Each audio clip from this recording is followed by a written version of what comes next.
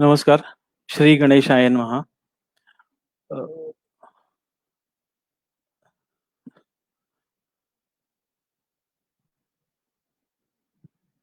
नमस्कार. श्री गणेशाय नमः. अ, महाराष्ट्र टुरिझमच्या Facebook लाईव्हमध्ये आपल्या सगळ्यांचं स्वागत.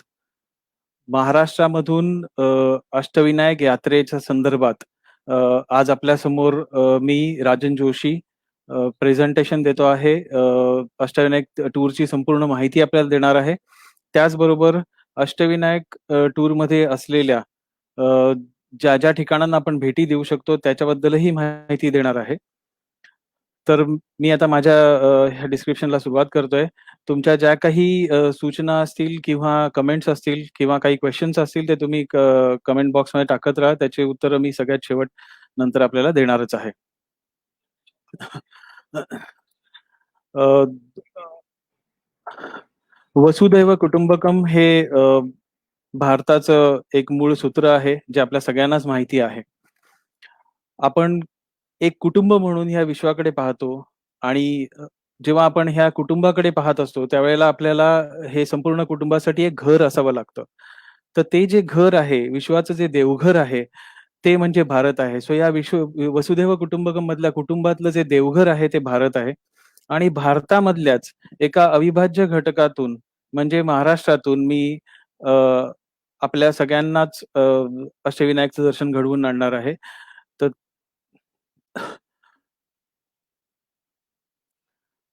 मूळतः अष्टविनायक हे गणपतीच्या रूपांशी निगडीत आहे. अष्टविनायक हे जे नाव आहे, हे गणपती च्या 8 रूपांचं एक वेगळंच दर्शन आहे. महाराष्ट्रामध्ये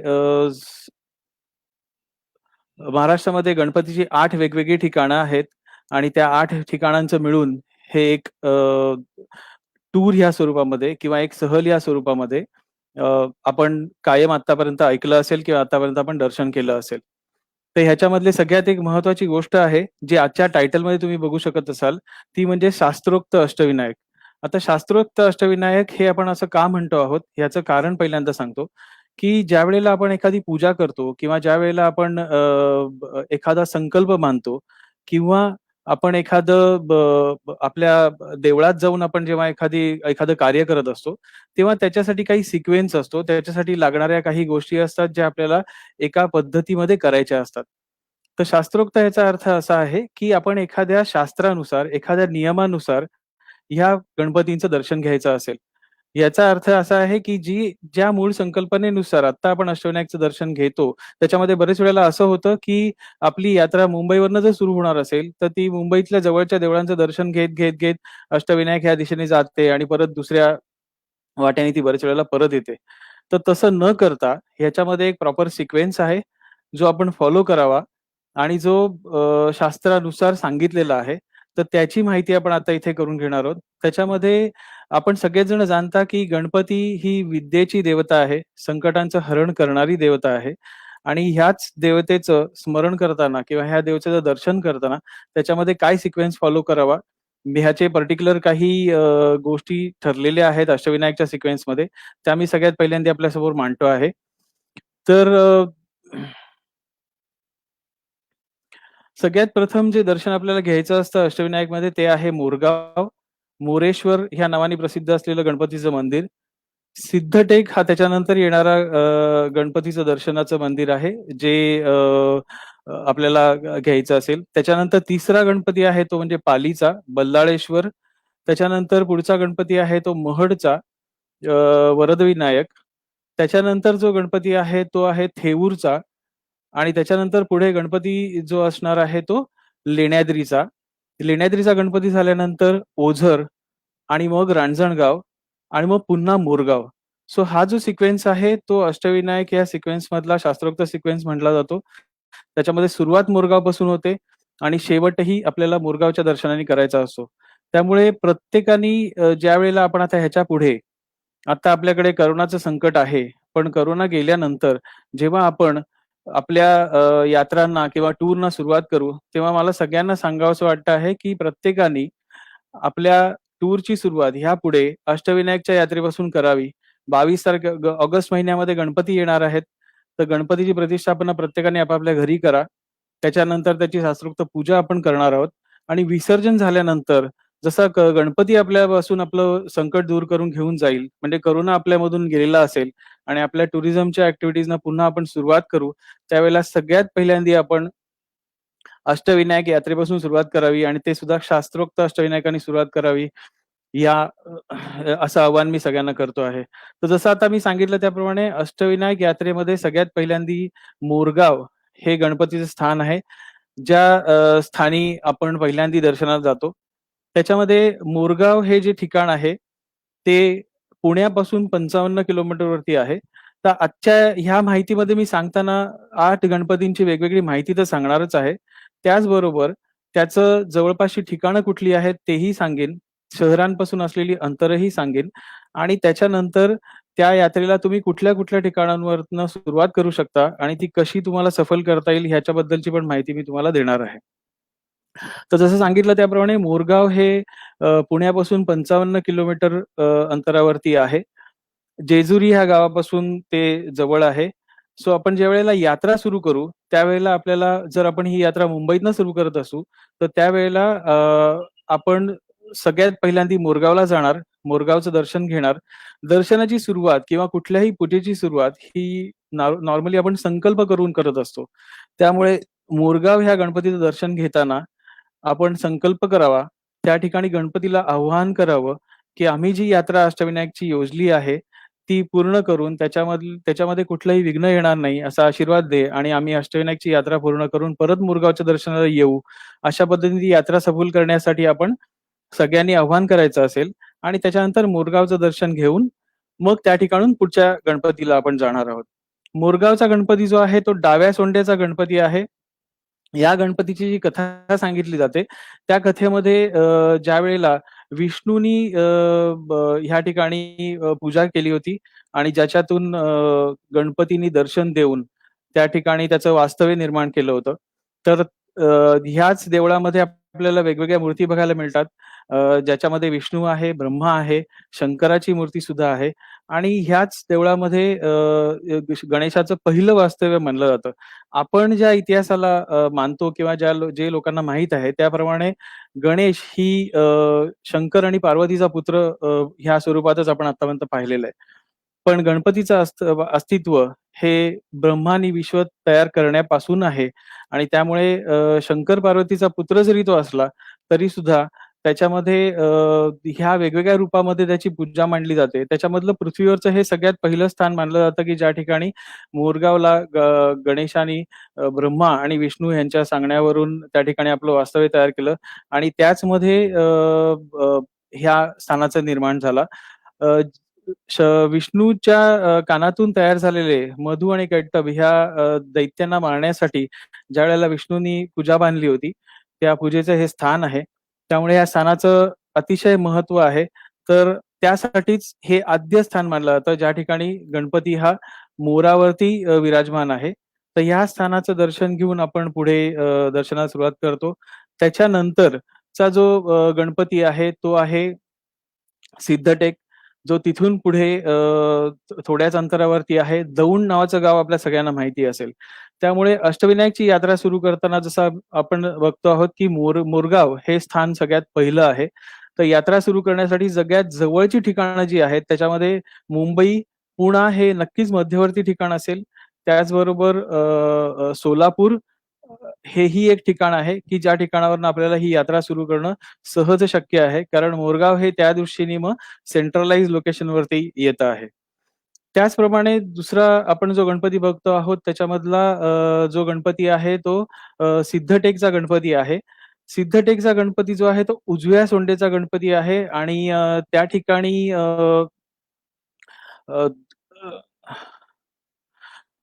48 किलोमीटर अंतरावरती म्हणजे तिथून पुढे साधारणतः 40 किलोमीटर अंतरावरती सिद्धटेक ह्या गणपतीचं स्थान आहे. त्यामुळे आपण मोरगावला गेल्यावरती दर्शन घेणार आणि दर्शनानंतर पुढे आपण सिद्धटेकला जाणार. तर त्या वाटेवरती आपल्याला खूप काही चांगली ठिकाणंही बघायला मिळणार आहेत. त्याचबरोबर तिथे जेवणाची व्यवस्था ही चांगली आहे.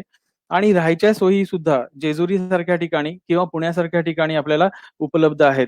त्यामुळे आपण ह्या प्रवासाला जेव्हा आपण पुढे ह्याच्यापुढे प्लॅन करू, त्यावेळेला आपल्याला ह्या गोष्टींचं एक लक्षात ठेवायचं आहे, की महाराष्ट्र टुरिझम आणि एम-टी-डी-सी यांच्या ज्या तिथे असलेल्या जागा अवेलेबल आहेत, ह्याचा आपण नक्कीच उपयोग करून घेऊ शकतो. त्या ठिकाणी आपण राहण्याची व्यवस्था आपली होऊ शकते, जेवणाचीही सुंदर व्यवस्था होऊ शकते. तर ह्या दृष्टीने ज्यावेळेला आपण पुढची टूर प्लॅन करू, त्यावेळेला ह्या गोष्टी सगळ्यांनी लक्षात ठेवा. तिथून पुढे मी जसं म्हटलं तसं भीमा नदीच्या काठावरती सिद्धटेक हे मंदिर आहे. सिद्धटेक हे गणपतीचं दुसरं मंदिर जे आपण दर्शनासाठी घेणार आहोत. त्याच्यामध्ये हा गणपती जो आहे तो उजव्या सोंडेचा गणपती आहे. अष्टविनायक मधल्या 8 गणपतींपैकी फक्त हा एकच गणपती असा आहे, की ज्याची सोंड उजवीकडे आहे. बाकी सगळेच्या सगळे जे गणपती आहेत ते डाव्या सोंडेचे आहेत. पण हे सगळेच गणपती स्वयंभू मानले जातात आणि ह्या गणपतींना गणपतींनी प्रत्येक वेळेला आलेलं संकट आणि भक्तांना त्या संकटातून मुक्ती दिलेली आहे. ह्या ठिकाणी सृष्टी निर्माण जसं मी मगाशी सांगितलं त्याप्रमाणे ब्रह्मदेवानी सृष्टी निर्माण करताना जो जप केला होता ओंकाराचा, त्या स्थानाच्या दृष्टीने सिद्धटेकचं महत्व फार आहे आणि ह्याच ठिकाणी विष्णूनी सुद्धा गणपतीची आराधना केली होती. सो सिद्धटेक हे जे मंदिर आहे त्याचं दर्शन आपण घेणार आणि ह्या गणपतीला पूर्वी जाण्यासाठी जो रस्ता होता त्या रस्त्यामध्ये पूर्वी नदी येत होती. जसं मी म्हटलं भीमा नदीच्या काठावर हे मंदिर आहे. होडीने जायला लागायचं, पण आता त्या ठिकाणी जाण्यासाठी पूल झालेला आहे. त्यामुळे महाराष्ट्रातून आणि महाराष्ट्राबाहेरून येणाऱ्या लोकांसाठी सुद्धा ह्या ठिकाणी आता गाडीने जाण्याची व्यवस्थित सोय झालेली आहे. त्याचबरोबर आपण जे तिसरं मंदिर ह्या दर्शनासाठी जाणार, त्याच्यामध्ये ते गणपतीचं नाव आहे पाली बल्लाळेश्वर.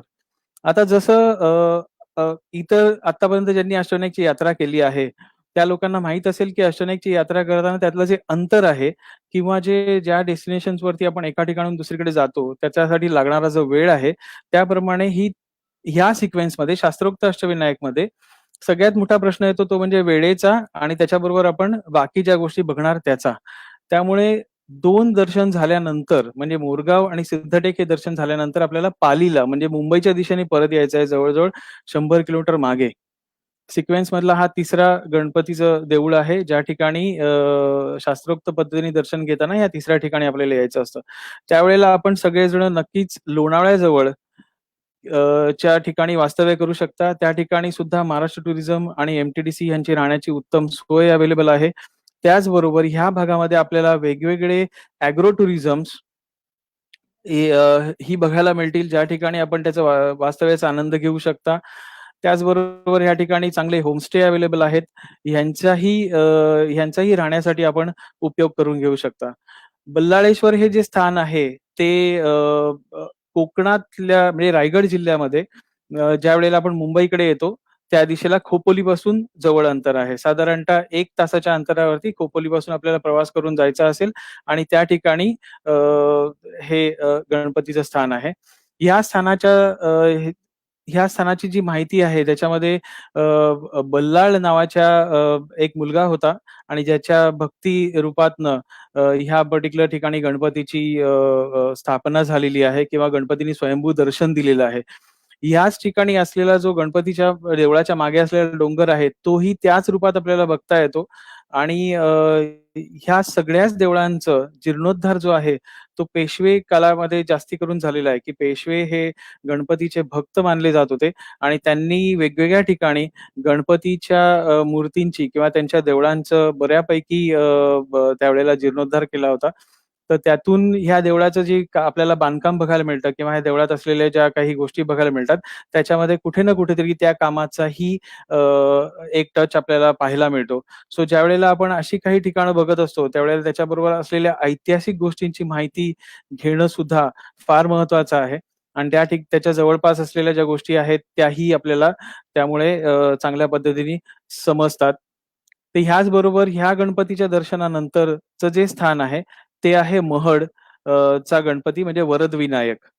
तर ते आपल्या दर्शनाच्या सिक्वेन्समधलं 4थं स्थान आहे, की ज्या ठिकाणी आपण जाणार. पहिल्यांदा आपण मोरगावला जातो, त्याच्यानंतर सिद्धटेकला जातो, त्याच्यानंतर पाली बल्लाळेश्वरला जातो आणि त्याच्यानंतर आपण जातोय ते महडला जातो, वरदविनायक. हा खोपोली जवळच गणपतीचं स्थान हे खोपोली जवळच आहे. आणि या ठिकाणी आपल्याला दर्शन घेताना म्हणजे ह्या दोन्ही ठिकाणांचं दर्शन जे आहे ते लवकर होऊ शकतं. टूर प्लॅन करताना ह्याच्यातली एक महत्त्वाची गोष्ट असेल, की जेव्हा इंडिव्हिज्युअल ट्रॅव्हलर ही टूर प्लॅन करत असतील, तेव्हा त्यांना लोणावळ्याजवळ स्टे घेतला असेल, तर तिथून त्यांना पालीला जाऊन महडचं दर्शन घेणं हे अगदी सोपं आहे. त्यामुळे ट्रॅडिशनल सिक्वेन्स जो काही अष्टविनायकसाठी वापरला जातो, त्याच्यामध्ये पुणा हे बरेच वेळेला बेस ठिकाण समजलं जातं किंवा त्या ठिकाणी राहायची व्यवस्था असते.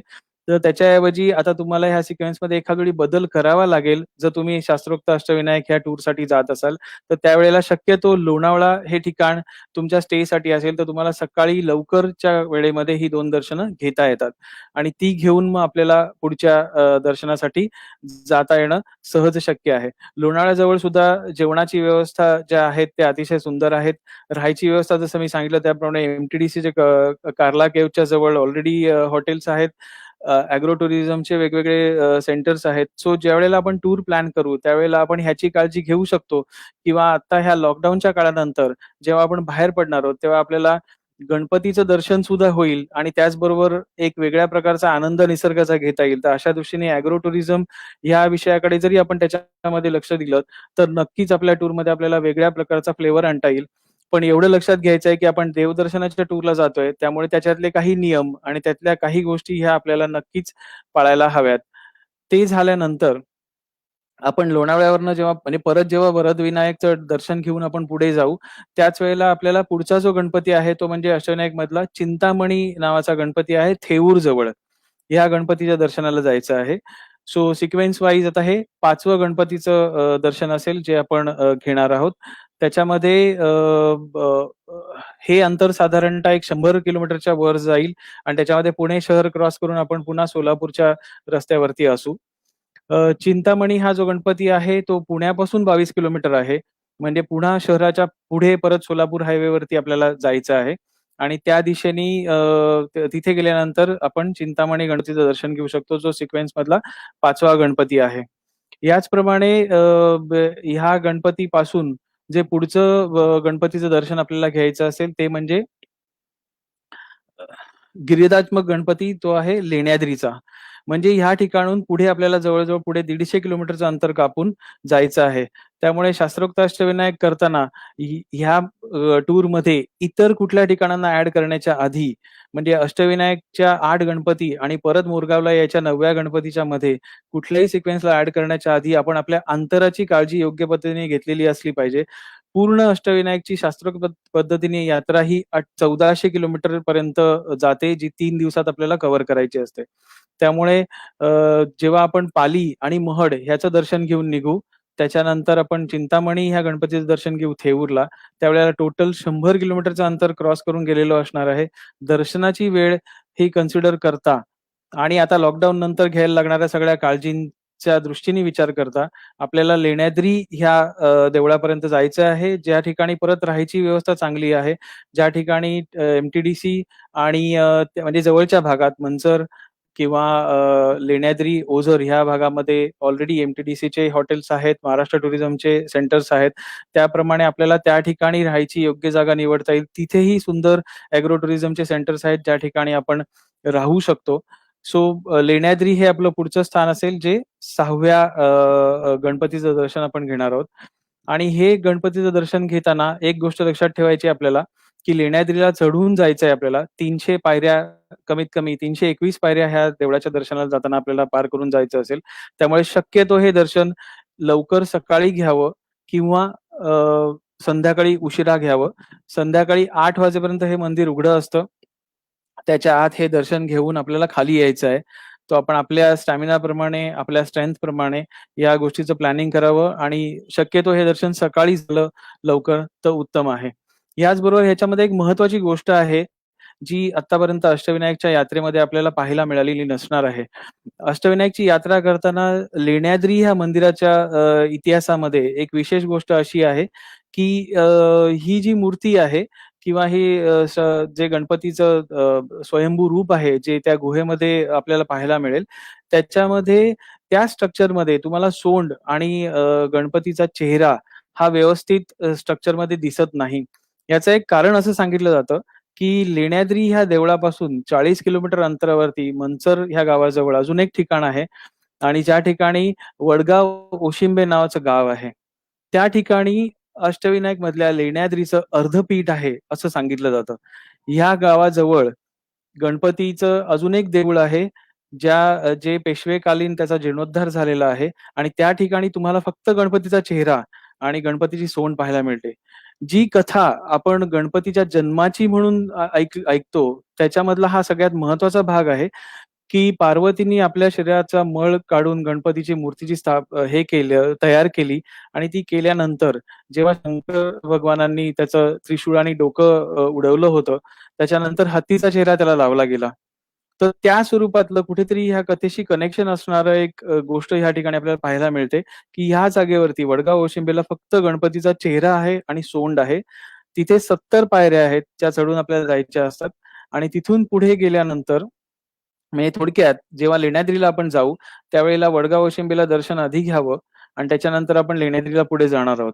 लेण्याद्रीला आपलं वास्तव्य असेल किंवा आपण लेण्याद्री हे सिक्वेन्समध्ये जसं ॲडजस्ट करू त्याप्रमाणे आपल्या दर्शनास येईल. पण सगळ्यांनी आता हे लक्षात ठेवा, की ह्या ठिकाणी हे अर्धपीठाचं दर्शन घेणं ही तितकंच आवश्यक आहे आणि त्याच्यानंतर पुढे लेण्याद्रीचं दर्शन आपण घ्यायचंय.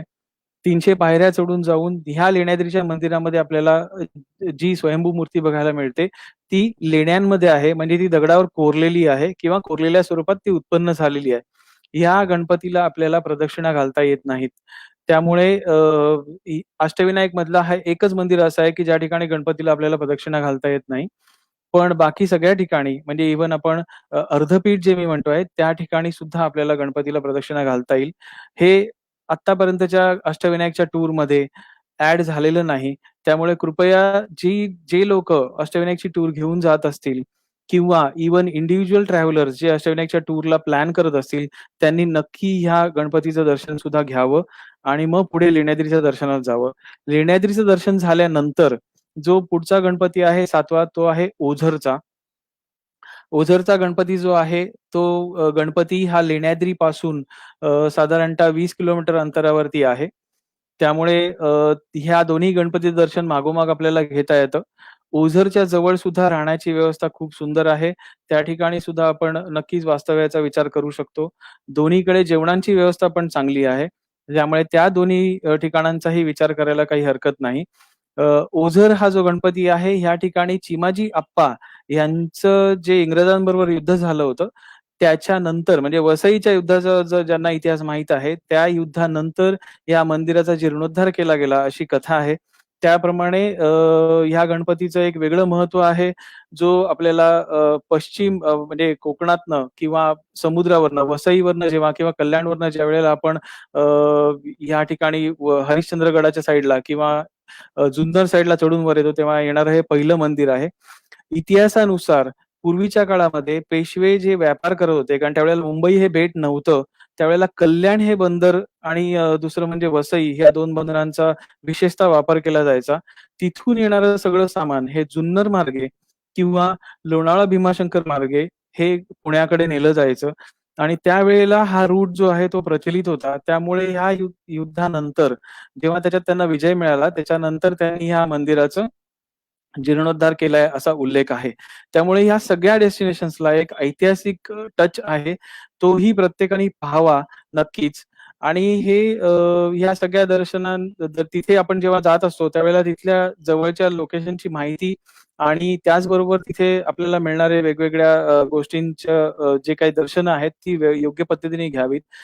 ते झाल्यानंतर जो आपला पुढचा गणपतीचं दर्शन आहे ते म्हणजे आपल्याला जायचं असणार आहे रांजणगावला. आपल्या ह्या सिक्वेन्समध्ये आतापर्यंत आपण जसं बघितलं, की आपण मोरगाववरनं सुरू केल्यावरती आपण सिद्धटेक केला. त्याच्यानंतर आपण पाली बल्लाळेश्वरला गेलो. त्याच्यानंतर आपण महडला गेलो. महडनंतर आपण थेऊरला गेलो. थेऊरनंतर आपण लेण्याद्रीला गेलो. लेण्याद्रीला जाताना मी स्पेसिफिकली आता एक गोष्ट सांगितली आहे ती म्हणजे अर्धपीठ गणेशाची. त्याचा नक्की विचार करावा. त्याच्यानंतर लेण्याद्रीचं दर्शन घ्यावं आणि त्याच्यानंतर आपण आता ओझरचं दर्शन घेतोय आणि ओझरच्या दर्शनानंतर आपल्याला जायचं असणार आहे ते रांजणगावला. रांजणगाव हे मंदिर सुद्धा पेशवेकालीन काळामध्ये त्याचा जीर्णोद्धार झालेला आहे. महागणपती या स्वरूपामध्ये ह्या गणपतीचं वर्णन केलं जातं आणि असं सांगितलं जातं, की ह्या गणपतीच्या मूर्तीच्या खाली 10 भुजा आणि 10 डोकी असलेलं एक गणपतीची मूर्ती पण आहे. तर त्या दृष्टीने ह्या जागेचं विशेष महत्त्व आहे. त्यामुळे आपण महागणपती ह्या नावाने या गणपतीचा उल्लेख केला जातो आणि ह्याच्याशी ह्या पर्टिक्युलर देवळाबरोबर त्रिपुरासूर ह्या राक्षसाच्या वधाचा काही संबंध आहे, जो पौराणिक ह्याच्याप्रमाणे किंवा तुम्हाला वेगवेगळ्या गणपतीच्या कथांमध्ये सुद्धा पाहायला मिळेल. हे दर्शन घेऊन मग आपल्याला पुन्हा एकदा आपण केलेला संकल्प जो आहे, की जसं मी सांगितलं होतं सुरुवातीला आपण मोरगावच्या गणपतीच्या दर्शनाला घेताना तिथे एक संकल्प करायचा असतो. कुठल्याही पूजेला सुरुवात करताना किंवा कुठल्याही शास्त्रीय गोष्टीला सुरुवात करताना त्या ठिकाणी संकल्प असावा आणि त्या संकल्पाला पूर्ती करणारही एखादी गोष्ट त्याच्यामध्ये असावी. तर त्या दृष्टीने ही एक सगळ्यात महत्त्वाची गोष्ट असणार आहे. ती म्हणजे आपण ज्यावेळेला मोरगावला परत येऊ, त्यावेळेला आपण संकल्प पूर्ण करतो आहोत. हे दर्शन पूर्ण करून आपण मोरगावला आलो आहोत आणि त्या ठिकाणी आपल्याला आपला संकल्प पूर्ण केला याच्यासाठी गणेशाचे आशीर्वाद घ्यायचे असतात. मग त्या ठिकाणी आपलं जे अष्टविनायक यात्रेतले जे 8 गणपती आणि 9वं दर्शन परत मोरगावचं असं करून तो सिक्वेन्स पूर्ण होतो. त्याच्यात फक्त आता अष्टविनायकचा विचार करताना 8 गणपती, 9वा परत एकदा मोरगाव आणि अर्धपीठ असे टोटल 10 दर्शन आपण ह्या 3 दिवसाच्या काळामध्ये घेऊ शकतो. ह्याच्यामध्ये मी जसं सांगितलं त्याप्रमाणे 1400 किलोमीटरचा प्रवास आपल्याला करायचा आहे. 3 दिवसात त्या पद्धतीने त्याची आखणी करावी. वेगवेगळे टूर ऑपरेटर्स या प्रकारच्या टूर्स नेतात. जे आत्ता प्रचलित स्वरूपामध्ये अष्टविनायकची टूर करतायत त्यांना मी नक्की आवाहन करीन, की त्यांनी ह्यापुढे शास्त्रोक्त अष्टविनायक या गोष्टीवरती भर द्यावा. जेणेकरून ही एक पूजा या स्वरूपामध्ये टूर व्हावी. नुसतं टूर म्हणून टूर ती असू नये. कारण ह्याच्या मागे काही नुसत्या धार्मिक भावनांचा हा प्रश्न नाहीये. तर हा सिक्वेन्स जो दिलेला आहे, जो मांडलेला आहे शास्त्राप्रमाणे तो फॉलो होणं अत्यंत गरजेचं आहे.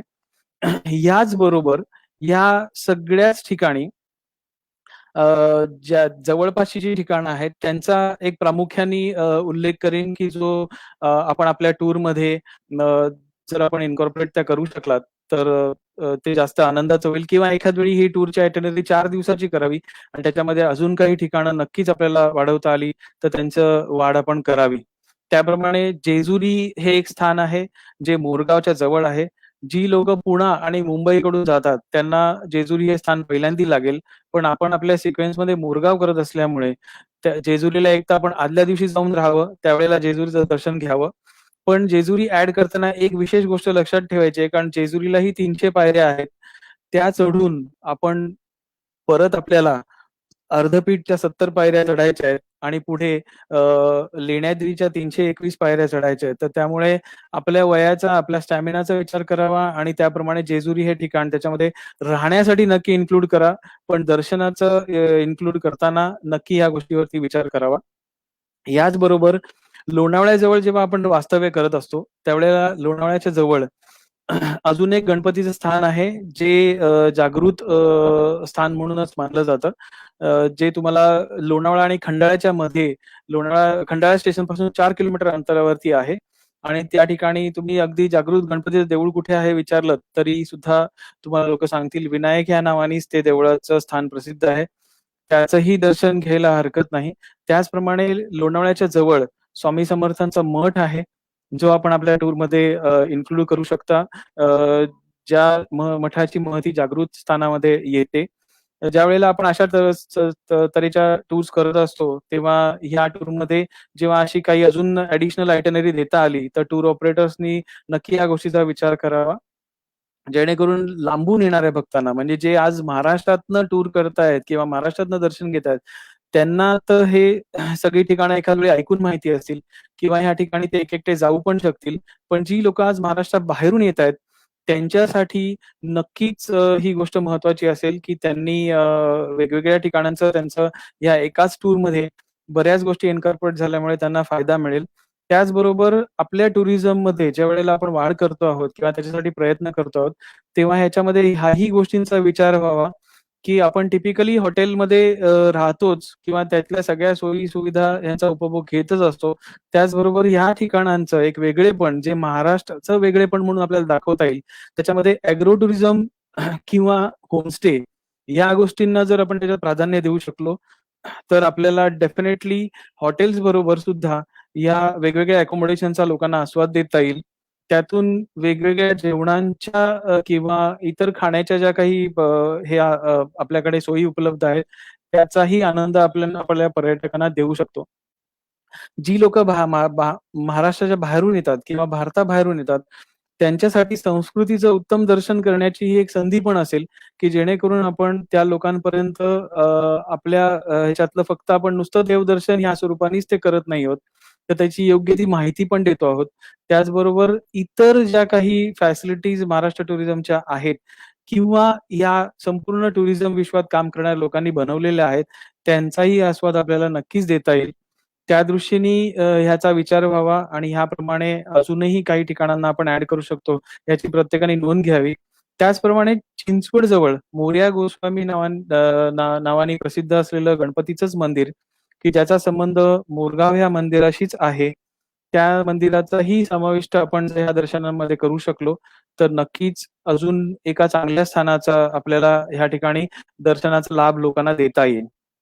देहू, आळंदी आहेत, जे आपल्याला ऑन द वेच आहेत, या टूरच्या जवळपासच्या अंतरात आहेत. यासाठी नक्कीच दिवसही एखाद वेळी वाढवायला लागेल, आयटनरीही वाढवायला लागेल. पण हे जर लोकांचं बघण्याची तयारी असेल किंवा आपल्याला जर अशा पद्धतीने काही डिझाइन करता आलं, तर नक्कीच अशा टाइपच्या सर्किट टुरिझमवरती चांगल्या पद्धतीने काम करता येईल. त्यामुळे आता जी लोकं स्वतः हे ऐकतायत, की ज्यांना स्वतः हा प्रवास करून जाणं शक्य आहे, त्यांनी ह्या सगळ्या गोष्टींचा नक्की विचार करा. त्याचबरोबर जे टूर ऑपरेटर आज या इथे ऑनलाईन आहेत, त्यांनी सुद्धा या गोष्टींचा विचार करावा आणि त्याप्रमाणे त्याच्यामध्ये काही अपडेट्स हे नक्कीच करावेत. भीमाशंकर हे एक ठिकाण आहे, जे आपल्याला ह्या पर्टिक्युलर आयटिनरीमध्ये घेता येईल. कारण ते वडगाव ओशिंबे ह्या गावापासून पुढे 40 किलोमीटर वरती असणार आहे. म्हणजे मंचरपासून 10 किलोमीटर वरती भीमाशंकर आहे. मंचरपासून 10 किलोमीटर वरती वडगाव ओशिंबे आहे आणि तिथून साधारणतः 40 किलोमीटर वरती पुढे भीमाशंकर आहे.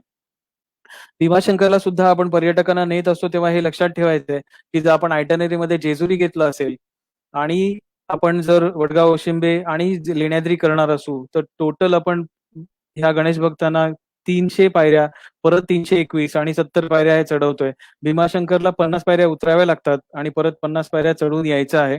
त्या दृष्टीने विचार करावा आणि भीमाशंकर हे नक्कीच 5 ज्योतिर्लिंगांपैकी महाराष्ट्रातलं एक स्थान आहे. त्यामुळे ते इन्कॉर्पोरेट करायला हरकत नाही. पण ते करताना ह्या गोष्टीचा विचार करावा.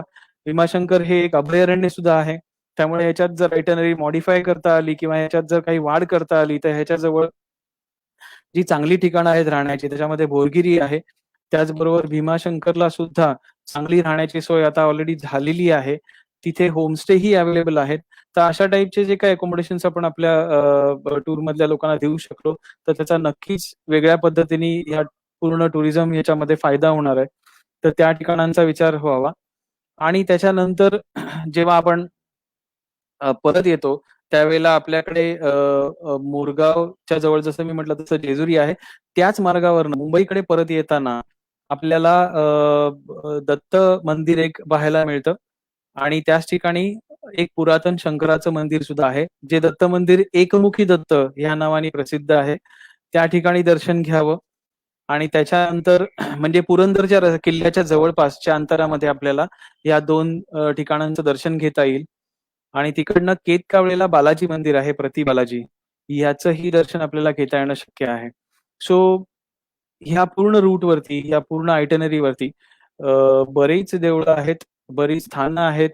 ह्यांचं ही इन्कॉर्पोरेशन किंवा ह्याही सगळ्या स्थानांचं टूरमध्ये इन्क्लूड आपल्याला करता येणं शक्य आहे. इंडिव्हिज्युअल टूर ऑपरेटर्स असतील त्यांनीही नक्की याच्यामध्ये इनिशिएट करावं. इंडिव्हिज्युअल ट्रॅव्हलर्स असतील त्यांनी पुढे जाऊन ह्या स्थानांचा विचार करावा. अ, आणि अष्टविनायकचं दर्शन घ्यावं आणि जसं मी सुरुवातीलाच सांगितलं त्याप्रमाणे आता आपल्यासमोर तर कोरोनाचं संकट आहे. पण जसं गणपती विसर्जन होईल त्यावेळेला सगळ्यांनी हा संकल्प करा. सगळ्यांनी गणपतीकडे प्रार्थना करा, आणि त्याला तुम्ही तुमचं मनातलं मागणं मागू शकता आणि अष्टविनायक पासून आपल्या टुरिझमच्या ॲक्टिव्हिटीला पुन्हा एकदा सुरुवात करावी, एवढं सांगतो. धन्यवाद. आणि ह्याचबरोबर आता जर कोणाला काही शंका असतील किंवा काही विचारायचं असेल, तर तुम्ही तुमचे क्वेशन्स विचारा. मी ज्या पद्धतीने मला आता त्याची माहिती आहे त्याच्या मी उत्तर देण्याचा प्रयत्न करेन. सोनाली लवाटे म्हणतायत कर्जत जवळ अंबेजोगाईचे मंदिर आहे. हो. कर्जत जवळ अंबेजोगाईचं मंदिर आहे. 3.5 शक्तिपीठापैकी अ, सॉरी जागृत देवस्थानांपैकी अंबेजोगाईचं जे मंदिर आहे ते कर्जत जवळ अवेलेबल आहे. आपण ते दर्शनाला जाऊ शकतो. पण त्या ठिकाणी आपल्याला आपण पाली आणि महड करून म्हणजे अष्टविनायकमध्ये ह्या स्थानाचा इन्क्लूड करताना आपल्याला जवळ-जवळ 70 ते 80 किलोमीटरचं अंतर आपण वाढवणार आहोत. पण ह्या स्थानाचं नक्कीच आपल्याला ॲड करता येईल. त्याच्या बाजूला अजून एक गणपतीचं मंदिर आहे. मग तेही आपल्याला त्या ठिकाणी नक्कीच घेता येणार आहे.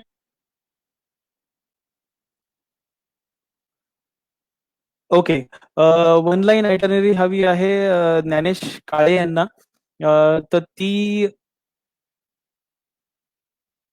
अ, त्याच्यामध्ये जसं मी सांगितलं त्याप्रमाणे मोरगाव हे सगळ्यात पहिलं स्थान, दुसरं सिद्धटेक, त्याच्यानंतर पाली, बल्लाळेश्वर, त्याच्यानंतर महड, वरदविनायक, त्याच्यानंतर थेऊर, चिंतामणी, त्याच्यानंतर लेण्याद्री, गिरिजात्मक गणपती, त्याच्यानंतर ओझर चा विघ्नेश्वर गणपती, रांजणगावचा महागणपती आणि परत मोरगाव.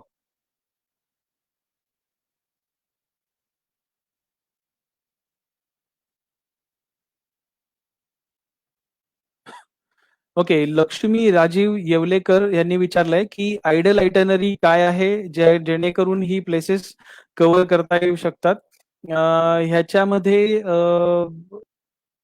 आपल्याला हे जर आयटिनरी सगळी कव्हर करायची असेल, तर 4 दिवसाची शक्यतो ही टूर करावी. जी नावं आता मी घेतली आहेत त्याप्रमाणे जर करायचं असेल तर 4 दिवसाची टूर असावी आणि ह्या टूरमध्ये आपण सुरुवात मोरगावपासून कराल. मोरगावला जायच्या आदल्या दिवशी आपण जेजुरीला गेलात, तर आपल्याला जेजुरीचं दर्शन घेता येईल आणि जेजुरीला स्टे करता येईल.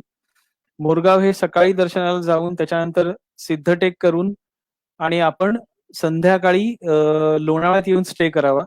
त्याच्यानंतर दुसऱ्या दिवशी पाली, महड, थेऊर आणि मग नंतर जाऊन लेण्याद्रीला स्टे करावा. त्याच्यानंतर पुढे वडगाव, ओशिंबे आणि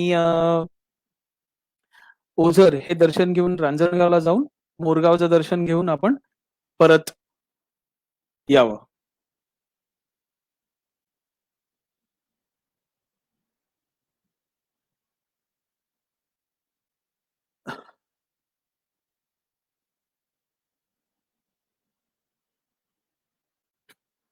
ओके. अ, या दुर्गाप्रसाद सालियन यांनी सांगितलंय की तुमच्याकडे ह्या संदर्भातली जी आयटिनरी किंवा काही डिटेल्स असतील तर ते ह्या इथे पाठवायचे. Definitely we have a presentation also which covers the entire information about these temples as well as the itinerary. So we will share it on the mail, whichever has been mentioned into the comments.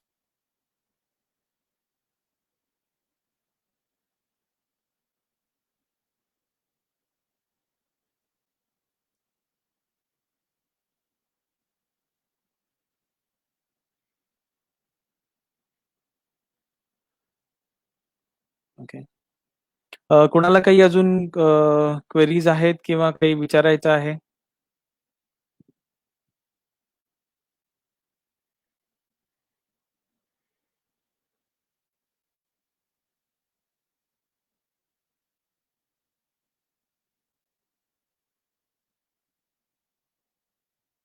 Yeah, second stay is in Gyanesh काळे. हो, itinerary बरोबर आहे. त्याच्यामध्ये लोणावळ्याला एक stay आणि दुसरा तुम्ही ओझर किंवा लेण्याद्रीला स्टे घ्यावा.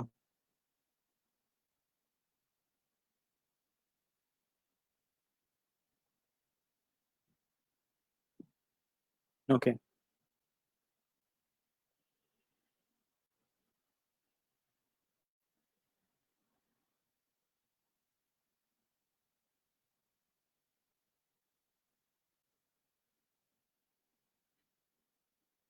कोणाला अजून काही शंका असतील तर नक्की विचारा.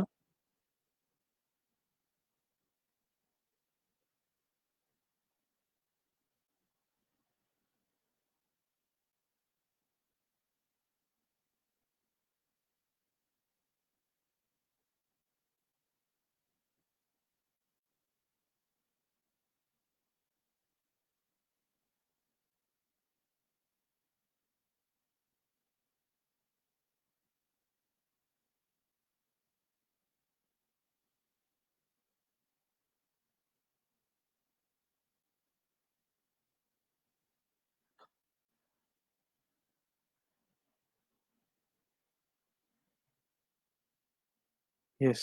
आय थिंक बहुतेक करून सगळ्यांच्या क्वेरीज आतापर्यंत ज्या आल्या आहेत त्यांना सफिशियंट आन्सर्स मिळाली असतील. Yes, yes, yes. Non Hindus are allowed for darshan. हो. येस.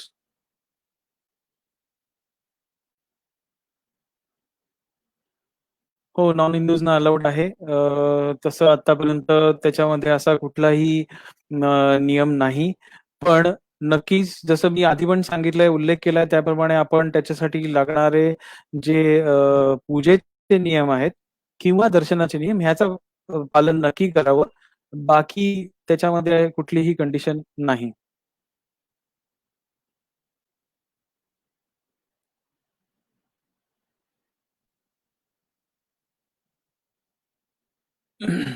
ओके. आय थिंक हे सेशन आता कन्क्लूड करायला हरकत नाही. कारण almost all the queries are already in आणि आन्सर्ड झालेले आहेत.